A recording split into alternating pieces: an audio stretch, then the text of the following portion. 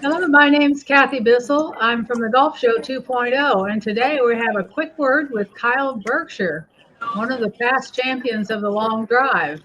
He's out at the PGA Merchandise Show at Orange County Golf Center, and he's with Gary Van Sickle. Gary, take it away. Thanks, Kathy. Kyle, Roll Long Drive champ, longest drive on the history of Earth. There's one question everybody wants to know. How long's my hair? Yeah, no, beer or wine? Wine. Good answer. I'm jealous of your hair. I think we went over that before. I can give you some if you need it. Well, cut some when we're done here. That'd be a good look for me. Look, what was give us your highlight of 2024? Well, there were a lot of them. I would have to say, went on a world tour throughout May. Did a lot of really cool filming. Got to see a lot of really cool people, and on my way back into the United States, won a World Long Drive event on the way back, so that was awesome. And then, that was a ton of fun. It's hard to pick out a highlight. It's been such a really good year, but the other one would probably be almost making a 2 on the longest hole Rain Dance National, which is the longest golf course in America. 795-yard par 5 and almost went driver 4 in the jar, so that was pretty good too. You get a lot of followers online. How many followers do you have, and what kind of videos do you typically like to produce for them? On Instagram, almost 750,000.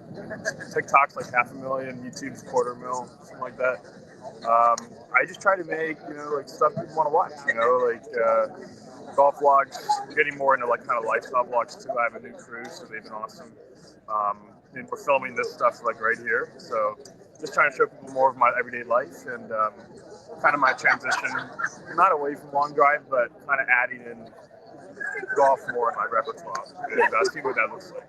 Well, you have to get your brand out there because you're not on the PGA Tour getting seen on TV every week, so you've got a kind of a do-it-yourself project, which you've done really well at. Thank you. Yeah, I think YouTube Golf has really made itself known the last couple of years. It's really cool to see, both PGA and LIV kind of recognizing that space and what it is doing for the game of golf. And I'm hoping that, and I do expect, as we've already seen with the Bryan Bros, Wesley and George, I think that line between YouTube Golf and pro golf will blur more and more. And it'll be cool to see the guys that are able to make that crossover. I think we're going to definitely see a few of them in the coming years. Well, speaking of that, TGL's kicked off, and I was just wondering, has Tiger called you about filling in for Kevin Kistner yet? I think he needs to tag out. Well, I was going to go to the SoFi Center for that. Unfortunately, I was in Scottsdale filming last week, but no, hey, Tiger, if you're out there, I'm happy to fill in. Just give me the call and I'll be there. How much simulator golf have you done? And I would think if you have, I would think you've busted a few screens with your ball speed.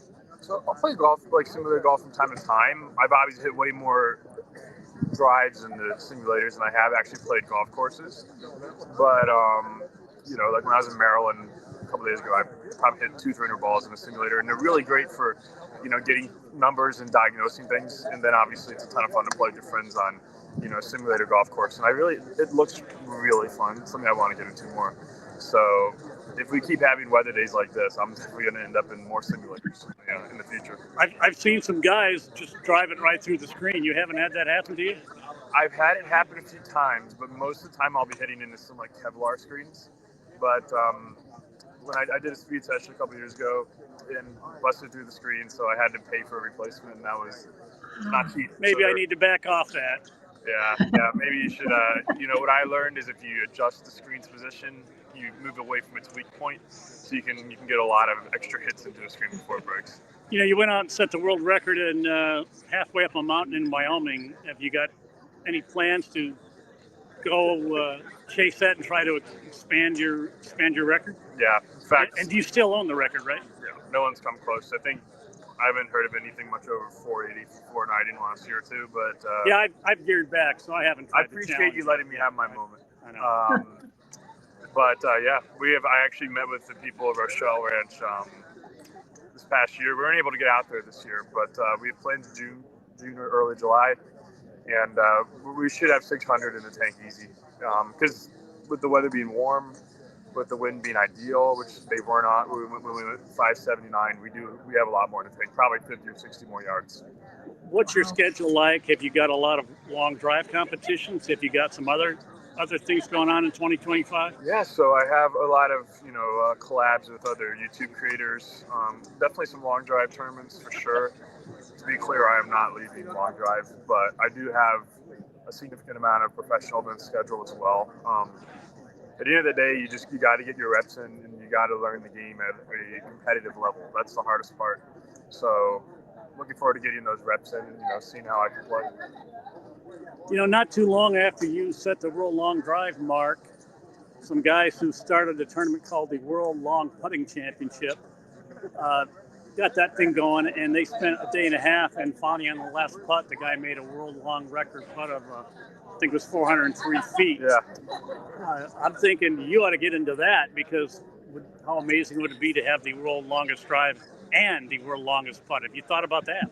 I mean, listen, that's marketing 101. I would certainly be interested in it. It would shut a lot of people up about my short game, I guess, if I have the longest putt ever made. So Michael Phelps has the longest ever competitive putt made, and he was actually talking to me about how he's a little annoyed he lost that record. So I'm sure he's going to try to get it back. But yeah, I mean, that's definitely something that would make a lot of sense to try. No question. These guys went by the books. They did it in Whistling Straits, and they've got How do you even find a putting green big enough for that? They've got that mini course.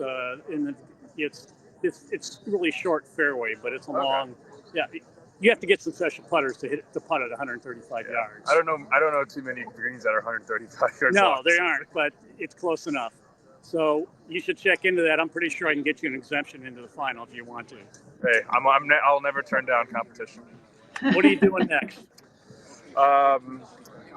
Well, next, we're going to do a little bit I think I have a few collabs scheduled the next couple days while I'm up here in Orlando, and then getting down to West Palm. Got to get to work. Got my first tournament coming up on the 2nd, so getting my game kind of dialed in for that, and then a lot of pretty big stuff coming up in February, and there's something really big in March that I can't quite divulge. It's top secret. Oh, damn it.